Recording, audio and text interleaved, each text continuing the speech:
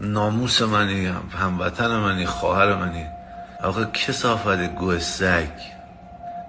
الان تو اکسپلور داشتم نگاه میکردم، ما دبی زندگی میکنیم، با پول یه شب تفریح شب میریم مسافرت. آقا توف تو صورتت گو. برای چی میریم اونجا؟ عرب امارات عربستانی میان اونجا، تو میری میگی ما با شب تفریح. تو چه گوی با تفریح شب میخوری اونجا؟ کثافت. دیوس بیا برو ایران، یه منشی بشو، برو اونجا یه نقاشی یاد بگیر، آرایشگری یاد بگیر، ناخون درست بکن، مو رنگ بکن، دفتر یه نفر برو سر کار. این حرفا چیه آخه؟ کثافت گو. پرچم غیرت بد نیست این حرف. ما پول، ما دبی زندگی می‌کنیم با پول. چه گویی تو دبی تو یه شب میخوری؟ خار کسته که تو یه هفته میتونی مسافرت بری. من از اینجا تو آمریکا از 6 صبح میرم سر کار تا 8 شب.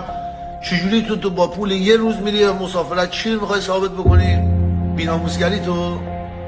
مردشون